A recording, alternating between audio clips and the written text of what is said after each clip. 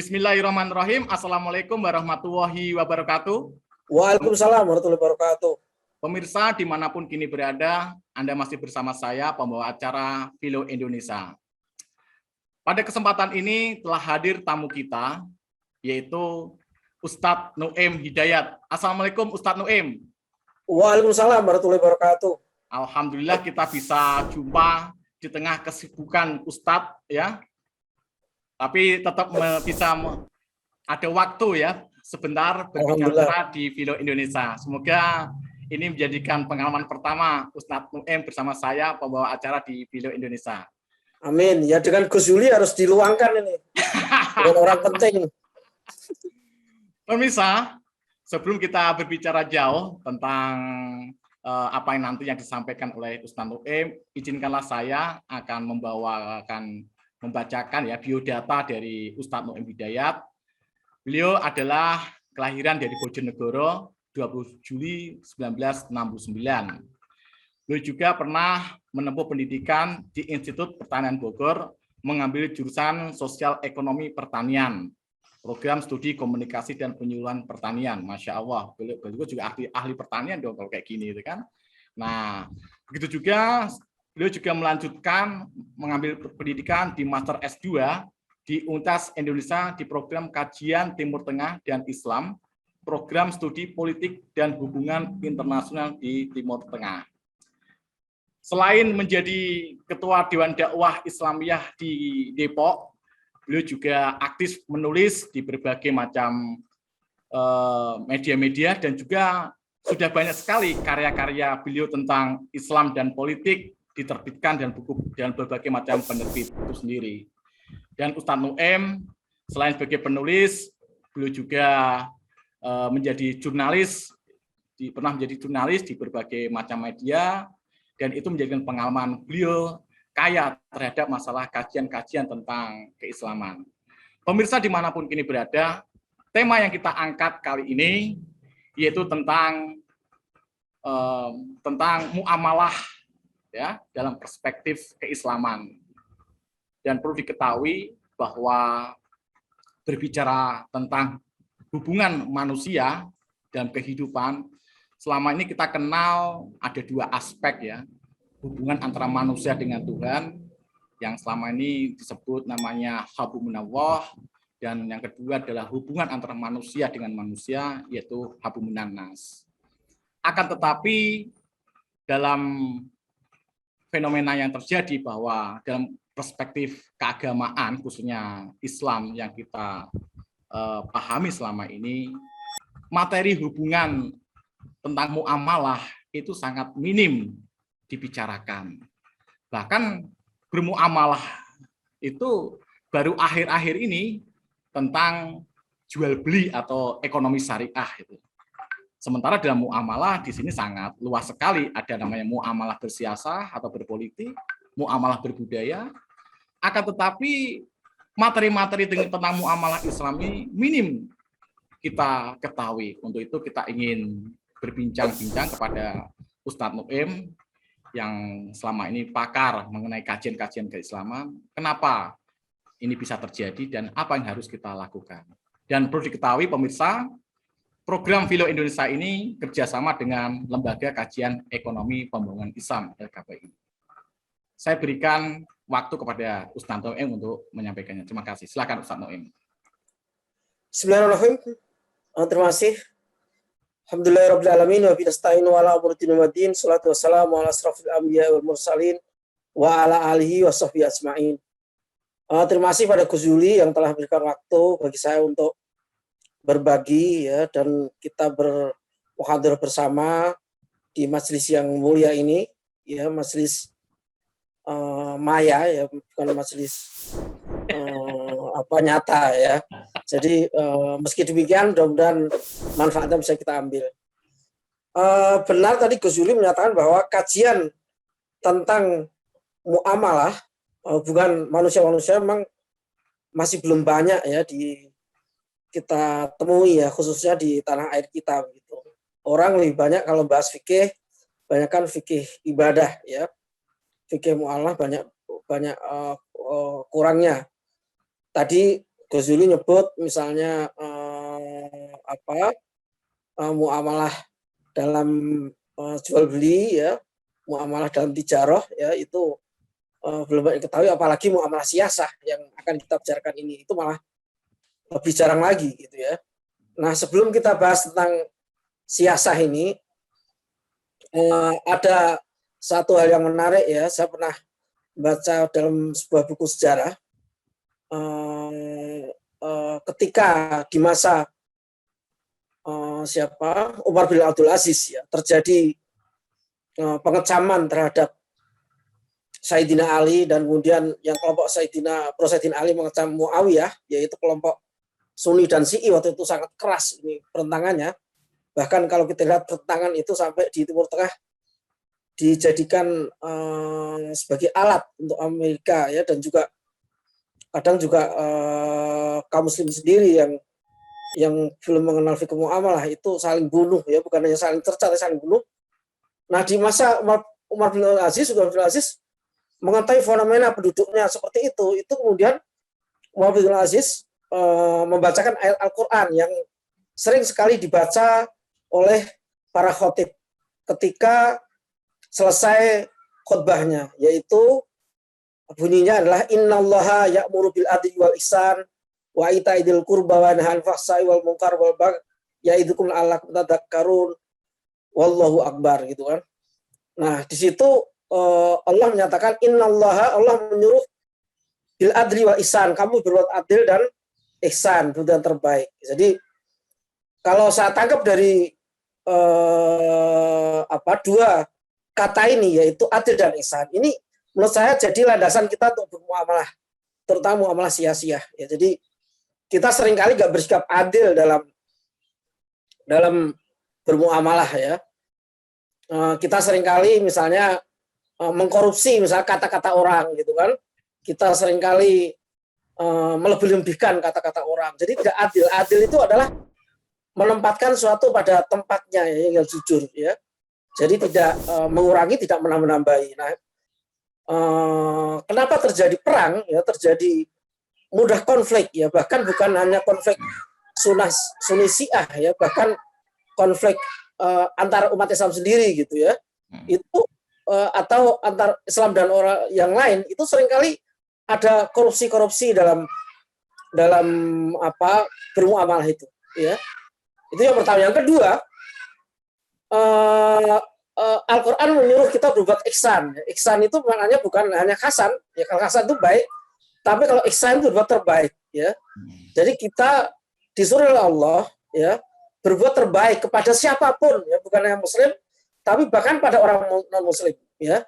Asal non Muslim itu tidak menzalimi kita, gitu kan. Makanya Rasulullah itu kan bukan main ihsannya, ya. Seperti misalnya ada kisah ketika Rasulullah mau sholat kan diludahin kan sama orang Yahudi ya kan, berapa kali gitu. Nah suatu ketika Rasulullah nggak diludahi, kemudian Rasulullah tanya, ini orang Yahudi yang meludahi saya ini kemana gitu? Oh lagi sakit Rasulullah. Nah Rasulullah bukan malah kemudian mampus lu gitu. Kalau kita misalnya gitu kan, mampus lu gitu kan. Nah tapi malah Rasulullah menjenguk orang Yahudi itu, ya, dengan sifat kemanusiaan Rasulullah yang tinggi itu. Orang Yahudi itu justru masuk Islam gitu ya, justru masuk Islam. Jadi itu menunjukkan bagaimana Rasulullah bersiasah ya dalam perilakunya. Begitu juga misalnya dalam Fathul Makkah ya, kita melihat ya Rasulullah menaklukkan kota Mekah itu sekitar tahun kedua Hijriah itu ya. Rasulullah membawa sekitar 10.000 pasukan, kemudian bersama bergerak dengan para sahabat ke Mekah, dan melihat pasukan Rasulullah besar itu langsung menyerah semua kan mereka, dan tidak ada mereka yang dibunuh, kecuali ada beberapa orang yang sudah masuk daftar hitam yang memang sudah kezalimannya luar biasa, itu ada yang dibunuh ya menurut sejarawan ya, tapi sebagian besar itu nggak diapain, padahal Rasulullah kalau mau membunuh semua itu bisa ya. Dan begitu sifat maaf Rasulullah yang tinggi ya untuk Mekah. Padahal ketika di Mekah bayangkan ya, Rasulullah mau dibunuh ya kan, para sahabat ada yang bunuh terus, Rasulullah tidak balas dendam ya. Jadi nah kaum muslim saya kira kalau di abad internet ini ya, di abad di mana ini dikatakan sebagai abad informasi ya, abad sharing, abad kebaikan dan seterusnya. Maka sudah saatnya lah kita melihat zaman ya. Jangan kita misalnya menafsirkan kata jihad atau kita itu dengan pedang atau dengan bom seterusnya ya. Iya. Jadi seperti masa dulu. Jadi kita harus melihat perkembangan ya. Sekarang manusia tidak seperti zaman dulu yang senang perang ya. Manusia itu sekarang udah gak seneng ya. Bahkan aja di kalangan masyarakat kalau kita tanya misalnya milih mana, misal pemimpin militer atau sipil, kan mereka milih sipil ya kan. Mereka tidak kurang suka pada gaya-gaya militer ya kan. Mereka senang dengan pikiran terbuka. Kalau militer kan gayanya kan komando gitu ya kan. Ya. Harus ini harus itu. Kan orang kecil kan nggak seneng ya kan. Orang sekarang kalau disuruh misalnya ingin tahu argumentasinya, kenapa Anda suruh ini, kenapa gitu kan. Nah, jadi abad sekarang itu abad sipil ya, kemudian abad keterbukaan, abad informasi. Nah, orang Islam itu harus menjawab itu ya. Dan kata Sayyidina Ali kan begitu, bahwa Islam itu menjawab zaman ya. Jadi jangan kita dalam mengatasi situasi atau dalam muamalah ya, baik muamalah bisnis maupun muamalah politik ya, siasah itu kita ketinggalan zaman ya. Jadi harus mengatasi zaman ya, sebagai pesan dari Sayyidina Ali. Saya kira itu dulu pengantarnya. Ustaz Nuaim, kalau konteks ibadah itu kan kesalehan ritual itu kan akan melahirkan namanya kesalehan sosial. Nah, kalau kita ingin melahirkan kesalehan sosial, artinya kita juga bisa memahami dong bagaimana tentang muamalah itu sendiri gitu. Kalau kita dalam pelajaran kita tuh hanya penuh dengan pelajaran ritual, tapi pelajaran muamalah itu sangat minim. Ini bagaimana kita bisa membuat satu kesalehan ritual melahirkan namanya kesalehan sosial, Ustaz Nuaim? Iya. Jadi kalau kita mau belajar sungguh-sungguh ya terhadap Islam ini, jadi ini jadi ada berapa mungkin maaf ya saya katakan kesalahan berapa dai kita ya. Jadi menyangka bahwa dengan belajar Al-Quran Sunnah sudah cukup gitu. Nggak perlu ilmu lain, nggak perlu ilmu sejarah, nggak perlu ilmu komunikasi, nggak perlu ilmu geografi, nggak perlu ilmu politik, ilmu manajemen dan seterusnya. Iya. Padahal kalau kita ilmu budaya seterusnya ya. Jadi padahal kalau kita mau mengkaji serius ilmu-ilmu itu, sesungguhnya ilmu-ilmu yang ditemukan manusia itu ya, itu akan berkuat pemahaman kita dari Al-Quran dan Sunnah ya. Nah, karena kita tidak paham ilmu-ilmu yang selain Al-Quran dan As-Sunnah ya, akhirnya banyak di kalangan kita hanya letterlek memahami Al-Quran dan Sunnah, dan akhirnya yang diributkan itu adalah masalah jenggot ya, masalah celana cingkrang, masalah maulid ya kan. Ya. Ini masalah-masalah yang tidak fundamental ya, tidak mengatasi problem manusia gitu. Ya misalnya masalah jenggot ya, wajib jenggot itu. Ya kalau kita teliti ya, ulama-ulama Saudi itu beda dengan Mesir. Kalau ulama Saudi itu banyak kan jenggot. Kalau ulama Mesir kalau kita perhatikan itu jarang yang berjenggot, ya kan? Ya. Apalagi ulama Indonesia gitu kan. Jadi kecuali ulama Indonesia atau dai Indonesia yang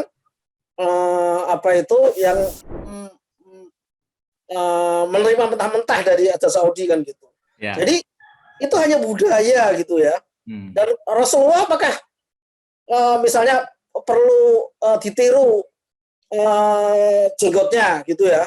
Kalau perlu jenggot ya perlu juga ditiru. Rasulullah itu rambutnya panjang gitu ya. Kenapa kalau perlu sekalian panjang gitu kan? Jadi makanya ulama ada beristihad bahwa mencakup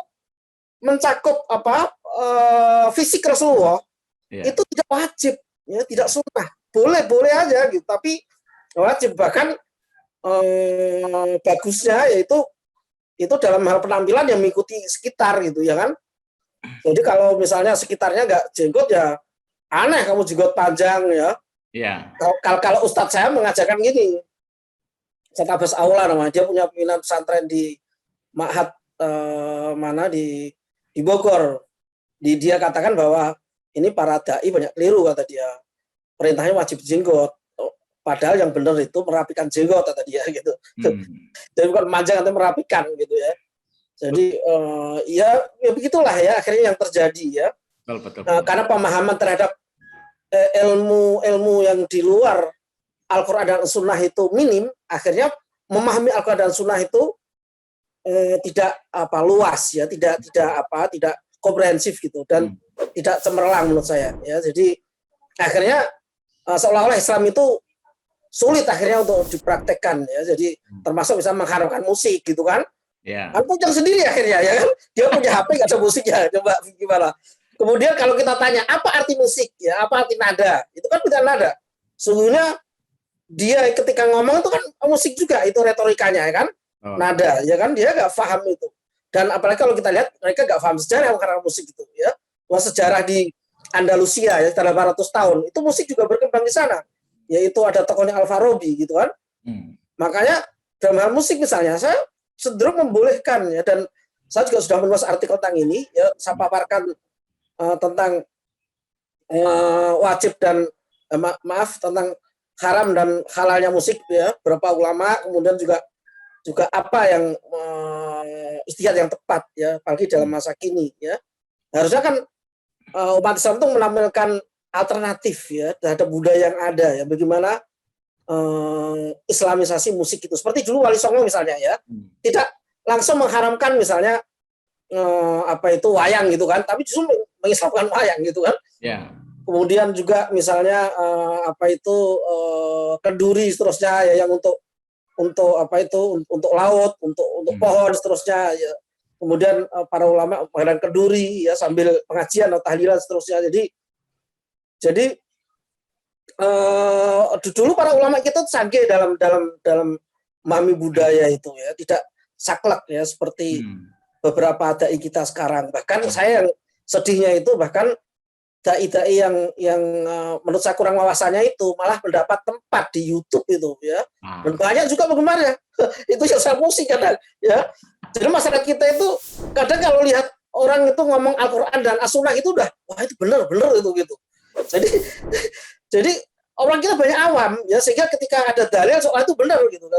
Coba dilihat mana dalil lagi yang lain, kemudian bagaimana ulama dulu berpendapat, bagaimana perspektif lain dan seterusnya, tidak mencoba begitu. Itu yang saya juga sedih sekarang fenomena itu. Terus terang Gus Yuli ya. Oke, gini ya. Ustadz, bahwa kita tahulah bahwa banyak sekali ya dalam perspektif hukum-hukum nasional atau hukum-hukum positif itu berasal dari kompilasi dari hukum-hukum Islam.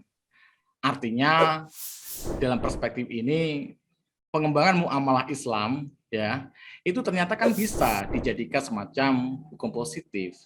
Tapi mengapa pelajaran-pelajaran tentang muamalah ini minim diberikan di lembaga-lembaga pendidikan itu?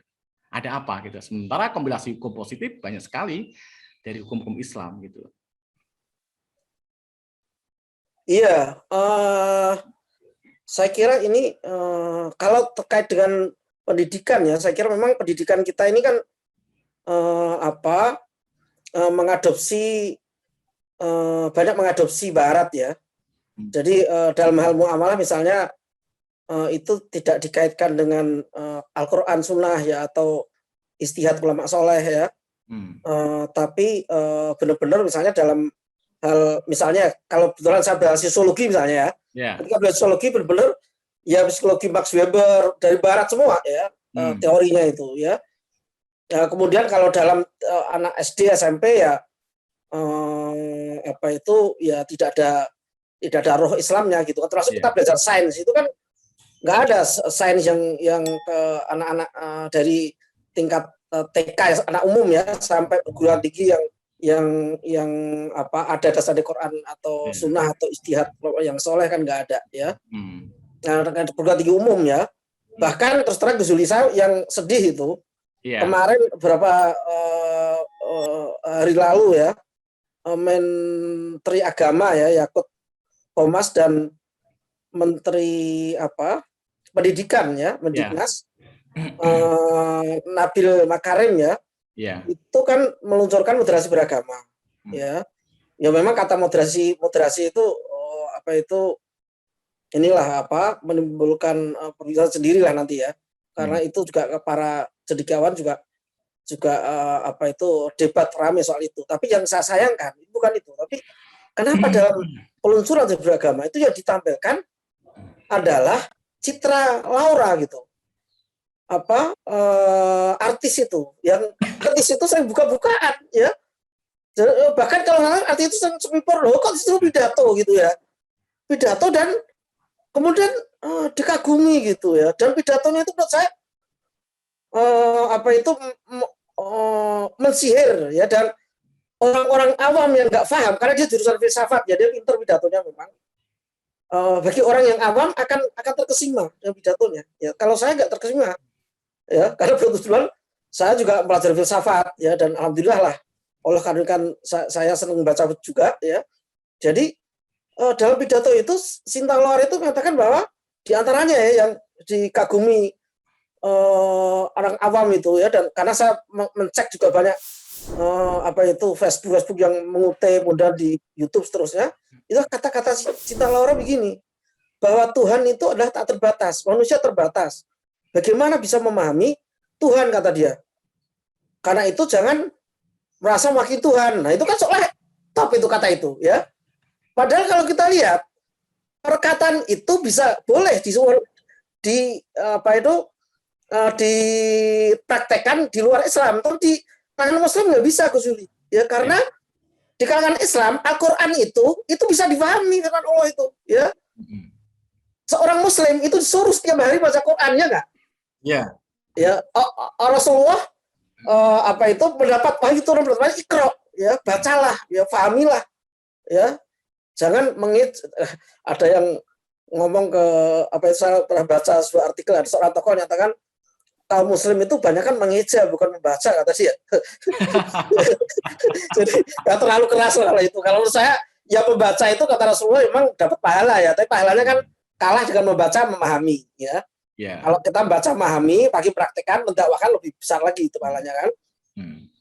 Nah, orang Islam nggak apa-apa membaca, tapi tradisi membaca Al-Quran aja itu nggak ada dalam membaca kitab suci ya. Di rumah itu nggak ada dalam tradisi agama lain, Gus Yuli. Hanya orang Islam yang itu ya. Nggak ada itu orang Hindu, Buddha untuk membaca kitabnya, itu nggak ada di rumah orang Islam ya. Jadi kata-kata Cinta Laura itu benar untuk agama, untuk Islam nggak benar. Ya, tapi kan dia Islam ya, masalahnya Islam, tapi dia pikirannya itu sudah barat gitu ya. Ini yang sekarang saya khawatir ya, dibawa oleh Nabil sama Yakut ini ya, seolah-olah hebat ya, padahal enggak. Yang pertanyaan saya, apakah enggak ada ya gadis lain ya selain Cinta Laura yang berjilbab, yang berprestasi untuk pidato gitu ya, kok ditampilkan yang senengnya pakaiannya semi porno gitu ya? Apakah pendidikan kita mau dibawa ke sana, anak muda ini? Itu pertanyaan saya ya. Terus terang Mas Yakut Komas itu perlu mendengar juga itu ya, karena di NU sendiri kan jilbab wajib ya kan? Masa mau dibawa ke sana gitu ya? jadi itu ya, itu pertanyaan saya gitu. Jadi memang benar ya. Jadi kurang ya pemahaman terhadap hal-hal seperti ini ya. Jadi makanya perlulah kita mungkin banyak diskusi masalah ini ya, dan juga seperti Antum sebutkan tadi tentang kodifikasi ya. Memang alhamdulillah ya, di Indonesia ini kan perjuangan tokoh-tokoh kita ya, mulai zaman kemerdekaan sampai sekarang ya, baik dari tokoh-tokoh Nahdlatul Ulama, tokoh Muhammadiyah ya, dulu ada Azim Asy'ari, ada Wahid Hasyim, ada Buya Hamka ya, ada Kiai Mas Mansur, ada Pak Nasir dan seterusnya, itu membuahkan hasil. Saya kira panennya itu sekarang ini ya. Di antara panennya ya, di mana sekarang pendidikan Islam itu merebak ya, kemudian jilbab juga merebak. Itu hasil dari perjuangan tokoh-tokoh dulu ya. Nah, saya khawatir ini ya. Ini kita mau dibawa kemudian dibelokkan ke barat ini ya. Ya, terus terang aja Gus Juli, saya itu sejak diangkat Menteri Pendidikannya, kan pendidikannya kan bisa di Muhammadiyah ya kan. Ini kok jatahnya diberikan pada orang liberal ya. Jatahnya diberikan pada orang yang keluarganya nikah campur gitu kan. Nabil Makarim ini kan istrinya Katolik ya kan. Apakah pendidikan kita nanti diarahkan agar gadis-gadis ini kawin antar agama gitu kan? Itu pertanyaan saya terus terang itu. Ya, ya. Gitu. Ya biarlah Jadi, nanti Makarim aja yang bicara itu, Ustaz. iya, iya. Tapi yang jelas dalam konteks literasi budaya Iya. ya, kita mengetahui ternyata Wali Songo dahulu itu dalam menyampaikan pesan-pesan keagamaan atau menyampaikan agama itu sendiri, mereka kan melakukan satu asimilasi budaya, kemudian melakukan sinkretisme budaya. Artinya hubungan antara Islam dan budaya di Indonesia itu juga tidak jadi satu masalah gitu. Dan bahkan dengan model-model asimilasi dan sinkretisme budaya, ternyata pengembangan ajaran Islam itu lebih berjalan secara masif. Nah, mengapa cara-cara muamalah yang demikian ya untuk beberapa tahun terakhir di negeri kita ini minim kreativitas yang demikian? Ada apa, Ustaz? Ini kalau sastra Gus Yuli terus terang ya. Nah, Jadi ada plus minus kalau kita lihat ya pendidikan anak-anak muda kita ya di Timur Tengah dan di Barat ya.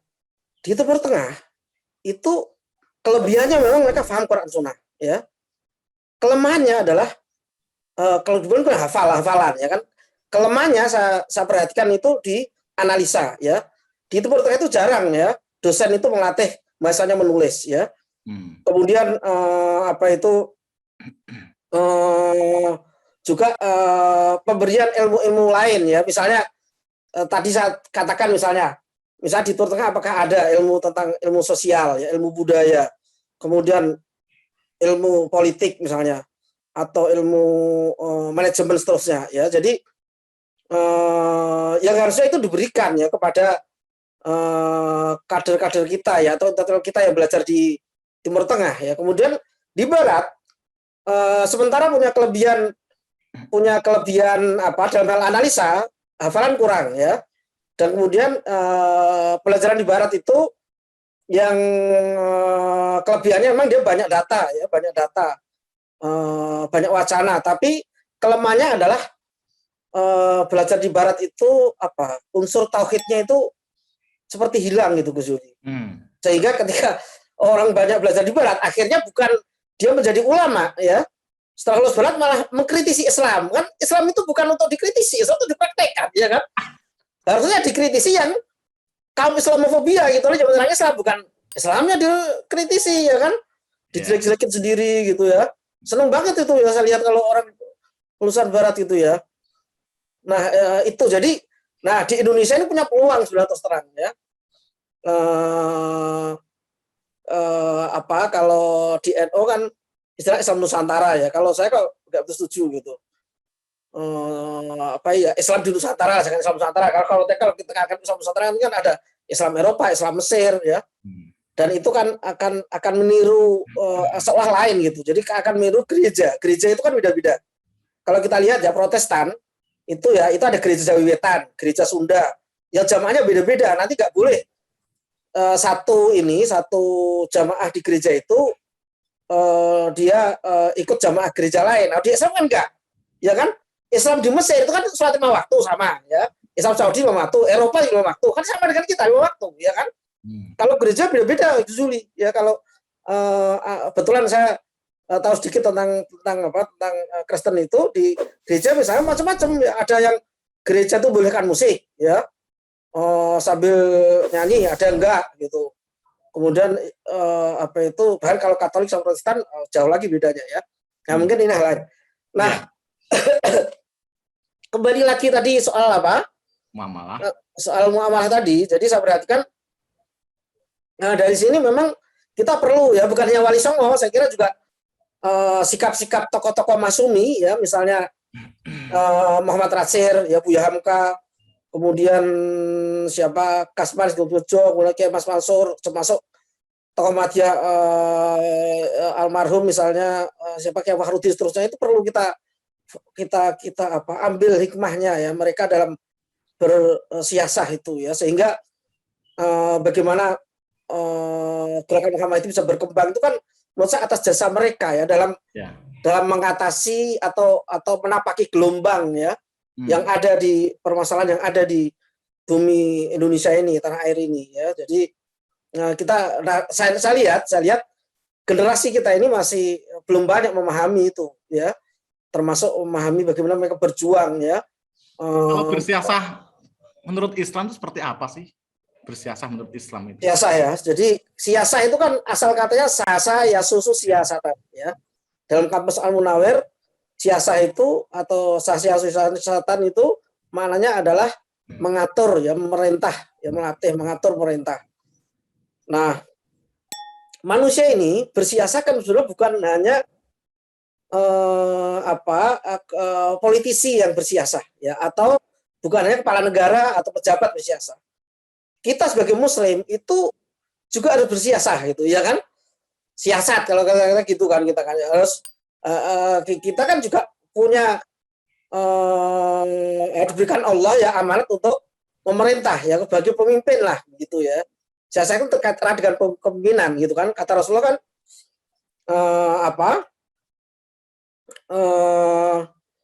kamu semua adalah pemimpin, ya, kullukum ra'in, ya, wa kullukum mas'ulun an ra'iyatihi, ya. Jadi semua kamu adalah pemimpin dan setiap pemimpin akan diminta tanggung jawabnya dalam kepemimpinan. Nah, kita itu kan memimpin, ya. Jadi kalau kita misalnya belum nikah, kita memimpin diri kita sendiri, ya. Kata Imam Ghazali, kita itu memimpin tubuh kita, kata Imam Ghazali, ya. Jadi kata Imam Ghazali, tubuh kita ini ibaratnya kerajaan, ya. Nah, yang jadi rajanya itu adalah akal atau hati kita, ya. Sementara ada menteri-menterinya, ya, itu indera kita, ya, apakah itu mata, hidung, ya, tangan, seterusnya itu, dan kemudian juga kaki kita, seterusnya. Nah, seorang Muslim itu harus melatih dirinya memimpin tubuhnya itu mau dibawa kemana, gitu, ya. Mau rusak-rusakan, ya, atau mau membuat kebaikan bagi manusia, ya. Itu kan, itu kayak Imam Ghazali. Nah, kemudian kalau kita sudah nikah, kita memimpin, ya. Memimpin pada siapa? Memimpin anak-anak kita, istri kita, ya kan? Kita belajar bagaimana memanage, ya, anak kita misalnya dalam pendidikan, manage istri kita juga biar ngaji, biar sholat, gitu kan. Anak kita juga begitu, gitu kan. Jadi ada kesimpulan begitu itu, gitu. Nah, ini pemahaman seperti ini nggak dipunyai oleh Ghazali, oleh orang liberal, ya. Oh, sawut-sawutan nanti, ya, didik anaknya, ya, dia nggak yakin Islam, ya kan. jadi ini perlu, ya, orang memahami bagaimana para ulama itu dengan teliti, ya, dengan cermat tentang konsep siasah misalnya. Nanti kita berkeluarga, kita berorganisasi misalnya, kita bersiasah, ya kan. Misalnya dengan teman kita, bagaimana kita menjalin hubungan baik, ya kan, dengan sesama teman organisasi. Kita jadi ketua misalnya, bagaimana kalau kita jadi ketua organisasi, kebetulan misalnya saya pernah menjadi ketua Dewan Dakwah Islamiyah Indonesia Kota Depok, misalnya saya pernah jadi ketua mahasiswa di desa kecil, ya, di Padangan, ya. Misalnya saya pernah jadi sekretaris, ya, himpunan profesi di IPB misalnya, seterusnya. Saya harus belajar ketika saya organisasi, bagaimana saya memanage teman-teman, ya. Bagaimana saya misalnya membuat teman-teman itu tidak saling berantem, ya. Bagaimana menyukseskan organisasi itu, gitu kan. Nah, nanti kalau dalam konsep negara, ya, seorang politisi Muslim misalnya harus bersiasah, ya. Bagaimana agar partai Islam itu misalnya yang di apa itu perjuangannya itu menjadi teladan, ya. Jangan kemudian dia bagi sebuah aktivis partai Islam, Ghazali, tidak berikan teladan, Ghazali. Ya, jadi misalnya dia jadi atau partai Islam hanya untuk berkaya diri misalnya, ya. Sementara konstituennya itu miskin-miskin, gitu kan. Gitu. Jadi dia mobilnya misalnya 3, ya. Sementara konstituennya ada yang nggak punya rumah. Kalau saya jadi politisi Islam misalnya, saya akan hadiahkan itu mobil saya 3 itu untuk yang nggak punya rumah itu, gitu, ya. Masya Allah. Adanya, ya. Jadi saya nggak bisa itu melihat. Nah, Rasulullah kan begitu, ya. Rasulullah itu siasah yang paling tinggi, ya. Dengan siasah Rasulullah itu akhirnya para sahabat itu menjadi pemimpin hebat, ya kan. Coba Ghazali pelajari itu, Umar bin Khattab misalnya, bagaimana siasah bin Khattab. Umar bin Khattab itu Ghazali. Itu kalau saya baca, ya, kekuasaan dia itu mungkin sekitar 13 negara sekarang ini. Waktu itu kan Mesir, ya, Palestina, ya, seluruh Jazirah Arab itu di bawah Umar bin Khattab. Tapi apa Umar bin Khattab bermain mewah? Tidak.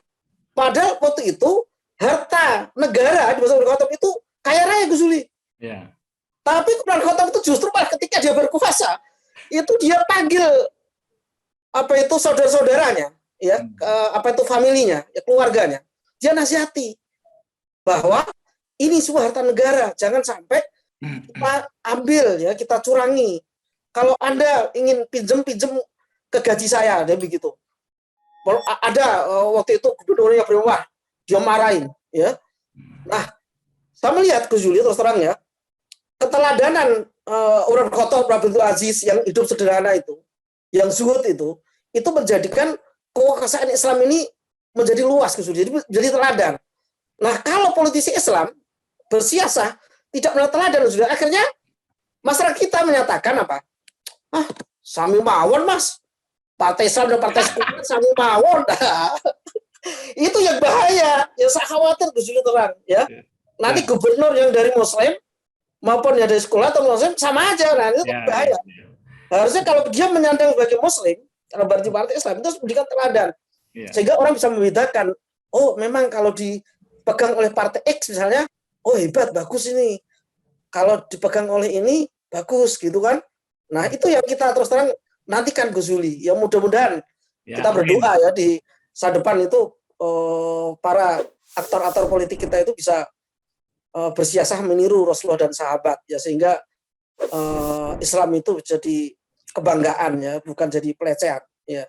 Ustaz, itu kan kalau kita mengetahui itu semua, tapi sayangnya materi-materi di pesantren, materi-materi di bangku-bangku sekolah, kita ini minim juga mendapatkan ilmu muamalah bersiasah. Kemana ini umat untuk belajar tentang ilmu muamalah bersiasah?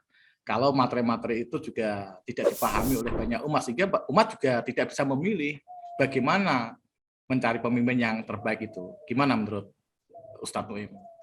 Memang terus terang, Gus Zuli, ya, saya perhatikan, ya, pesantren itu masih fikihnya itu fikih toharoh, ya, fikih ibadah, ya, tapi fikih siasa itu jarang diajarkan, ya. Padahal para ulama kita itu banyak menulis, ya.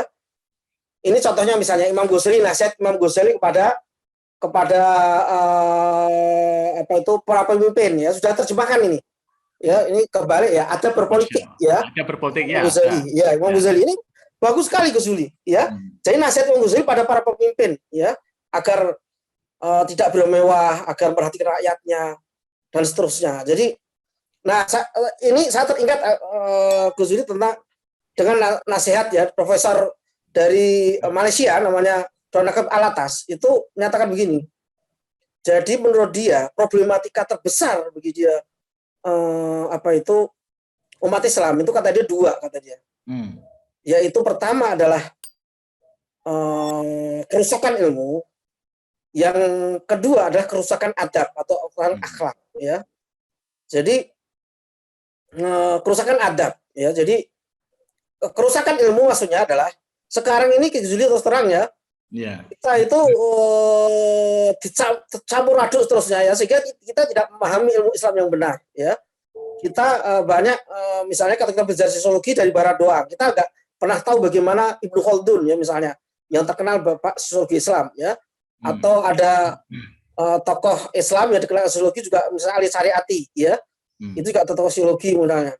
Atau misalnya kalau dalam hal berpolitik ada Imam Mawardi, ya, Ahkam Sultaniyah, ya, Abu Ya'la itu juga ada kitabnya tentang para pemimpin, ya. Nah, ini jarang diajarkan terus terang, ya, untuk kader-kader kita, ya, untuk pesantren maupun pendidikan Islam, ya, baik di tingkat menengah perguruan tinggi. Nah, ini saya kira perlu, ya, diajarkan, ya, sehingga umat Islam itu bangga dengan warisannya, ya, dengan tidak hanya pelajari barat, ya, Nah, yang kedua, kata Profesor Alatas tentang kerusakan adab. Adab itu adalah akhlak mulia, Gus Zuli, ya. Karena kalau akhlak itu ada dua, ya, ada akhlak mulia dan akhlak tercela, ya, akhlakul karimah dan akhlakul mazmumah, ya. Para Imam Ghazali membagi begitu. Jadi, nah, adab, nah, ini kita kerusakan adab, ya. Sekarang ini terus terang Gus Zuli, ya, kita rusak adab kita itu, ya. apalagi di internet ya, orang itu ngomong itu, waduh ya Allah, sekasar-kasarnya ya. Kadang saya terus terang Gus Juli, saya kebetulan ya, karena saya jadi wartawan cukup lama gitu ya. Alhamdulillah kalau sekarang ngajar gitu ya. Itu saya terbiasa lah dengan perbedaan. Saya dicaci maki oleh orang-orang non-Muslim itu biasa aja saya. Ya, jadi saya jelasin tentang Nabi Muhammad gini-gini kan. Wah, matamu picek saya gitu kan. Kemudian Muhammad tuh gini-gini. Saya cuek aja, saya terus terang karena saya udah biasa berbeda pendapat ya, jadi saya hadapi dengan tenang aja. Saya ingat Rasulullah menyatakan begini kan, Rasulullah kan pernah dilempari batu ketika dakwah di Taif. Rasulullah kan ditawarin sama malaikat Jibril waktu itu ya kan, ya Muhammad, apakah aku timpakan aja di Gunung Uhud ke Taif ini ya, kok penduduknya ngelempari batu kok berdarah. Kata Rasulullah kan, jangan usah gitu ya. Rasulullah berdoa, Allahumma hdi qaumin fa innahum la ya'lamun. Ya Allah, tunjukkanlah umat kaumku, ya sungguhnya mereka tidak mengetahui. Bahkan Rasulullah juga menyatakan, ya kalau seandainya mereka tidak berislam, mungkin anak cucunya nanti yang Islam. Jadi Rasulullah itu selalu optimis, Gus Juli, ya, dalam mendakwahkan Islam itu. Jadi bangga dengan Islam. Yeah. Nah, jadi ini juga saya lihat kurang ya dalam adab, ya, dalam berakhlak. Ya. Jadi baik di kalangan netizen ya, di internet maupun juga kadang-kadang di kalangan pendidikan, Gus Juli, ya. Saya juga nemui ya kadang-kadang orang-orang yang bergelar dokter, profesor itu juga adabnya juga kadang kurang juga ya, kadang-kadang dia melecehkan itu kalau ada pendapat yang bukan dokter atau profesor ya, yang tapi pendapatnya bagus gitu ya, padahal gitu. Jadi itu kurang adab. Jadi harusnya kan kalau kita melihat pendapat itu kan, kata Sayyidina Ali kan itu lihatlah siapa apa yang dikatakan, jangan lihat siapa yang mengatakan begitu mestinya ya. Meskipun ya kadang-kadang kita juga perlu lihat yang mengatakan, kalau orangnya itu sering bohong ya perlu kita ragukan gitu ya. Tapi kalau lihat pendapat yang netral itu kita harus melihat menganalisis pendapatnya benar atau enggak. Jangan dilihat titelnya, mentang-mentang titelnya Kiai Haji, Profesor, Doktor lah, benar semua. Ya tentu ya, manusia itu kalau kita lihat itu kan profesor dokter kan saya bidangnya itu doang ya kan, dia kan mesti bidang lain ya kan. Profesor biologi, misal profesor mata, dia kok mata doang. Antum tanya tentang Gus Juli nggak tahu dia. Ya. Misalnya. Jadi kita jangan sombong. Makanya dalam patah Arab itu ada kata-kata begini, Gus Juli, likulli syai'in maziyatun ya. Jadi tiap-tiap sesuatu atau tiap makhluk itu punya kelebihan, jangan kita menghinakan. Itu kisahnya dalam kitab berbahasa Arab itu dikisahkan tentang itu, harimau yang mengecek tikus ya. Jadi harimau itu kan raja hutan ya, wah punya segalanya lah. Apa itu tikus, lu cuma bisanya mengerat doang ya. Ente ini kan kalau ada orang lari gitu kan, kotor-kotor got gitu, rakyat kecil aja menghina rakyat kecil ya. yang raja hutan ini ya, dia penguasa, dia mungkin presiden, mungkin profesor, doktor, mungkin rektor, seterusnya ya. Nah suatu saat harimau ini ada orang yang memburu harimau, akhirnya harimau ini terjebak ya. Jadi dia dikerangkeng sama pemburu ini dengan tali-tali yang kuat ya, sehingga nggak berkeluar. Dan akhirnya ya kita tahu yang menolong tikus itu. Maulah kamu, kata tikus, maukah kamu aku tolong gitu. Dari situ harimau sadar ya, bahwa meskipun dia hebat, ternyata dia juga punya kelemahan. Ya, jadi masing-masing makhluk itu punya kelebihan. Makanya dalam Islam kita dilarang menghina ya seseorang ya. Orang ini bersama muamalah juga ya. Yang dimana kalau kita lihat ya, maaf aja ada dai juga sering menghina juga ya. Ya misalnya ya contohnya Gus Juli ya, penelitian saya waktu S2 dulu itu tentang Said Qutb ya. Said Qutb itu saya baca bukunya ya, saya beli seterusnya, udah saya tulis ya. Tapi saya melihat ada dai-dai di YouTube itu menghina Said Qutb ya, seenaknya, dan saya yakin itu dia tidak membaca karya-karyanya ya. Saya debat dengan salah seorang ya dari kelompok tertentu, saya nggak usah sebut ya, itu menghina Said Qutb gitu kan, dan menampilkan tokoh, dia melangkah ulama yang menghina saya bilang, antum ini kan hanya menempelkan ulama ila Sayyid Qutb. Sekarang saya tanya, antum tuh sudah baca belum begitu kitab atau buku Sayyid Qutb? Nah, antum baca dulu. Nanti kalau ada yang salah, yang menyesatkan, baru antum ke saya apa itu ngomong gitu. Jangan katanya meskipun ulama katanya bisa jadi salah. Iya. Ya nggak sentuh dari Rasulullah gitu kan. Ya, ada poinnya sudah kita temukan. Iya. Bahwa sebenarnya kan kita ini saat ini kan kita digembar-gemborkan tentang kesadaran kebangsaan, kesadaran nasionalisme.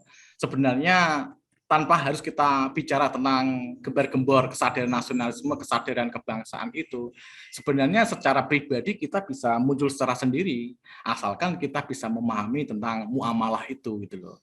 Ketika muamalah kita ini jauh dari satu nilai-nilai tentang bagaimana muamalah cara bersiasah, muamalah berbudaya, muamalah sosial, tentunya kita untuk kesadaran kita sendiri kan sangat rendah.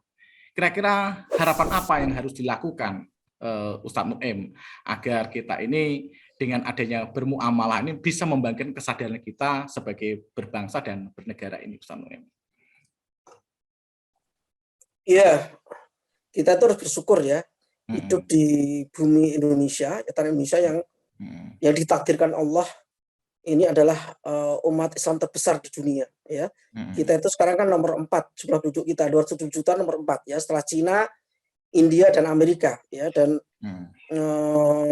kita terbesar dan Allah menjadikan Indonesia terbesar. Makanya banyak para cendekiawan ya itu melihat Indonesia ini akan jadi pemimpin ya Islam di masa depan. Nah, karena itu harus kita bangkitkan nih para pemuda ya, juga para intelektual kita agar benar-benar menjadi teladan ya bagi dunia Islam yang lain ya. Jadi bagi dunia Arab ya, bagi dunia Eropa seterusnya yang Islam ya, mudah-mudahan ya kita bisa menjadi teladan gitu. Dan nasionalisme ini nggak perlu Gus Zuli ya dipertentangkan di internasionalisme ya, seperti ada sebagian kelompok ya yang mempertahankan, nggak ada karena negara Islam gitu ya.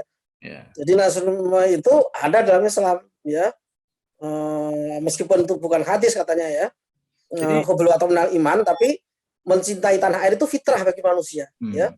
Jadi kalau kita keluar negeri misalnya ya, saya misalnya pernah 3 bulan belajar di Malaysia misalnya, saya kangen ya ke Indonesia, itu aja 3 bulan, coba kalau saya bertahun-tahun ya, lebih kangen lagi gitu kan. Itu fitrah manusia.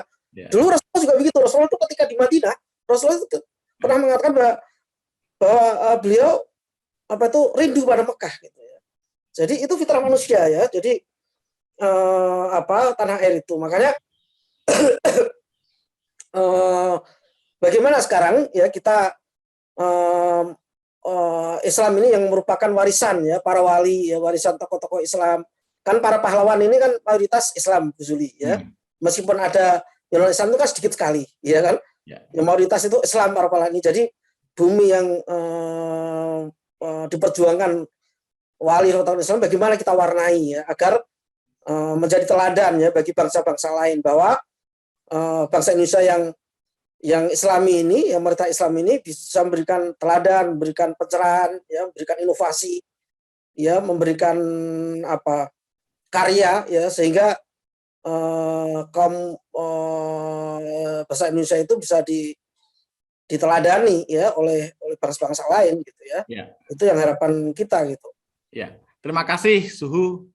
Ada beberapa caption yang bisa kami jadikan catatan dalam perbincangan ini, Suhu. Ya, di antara lain dalam aspek sosiologi, bermuamalah dalam aspek sosiologi, kemudian dalam konteks adab, kemudian bersiasah, ya, pendidikan dan lain-lain.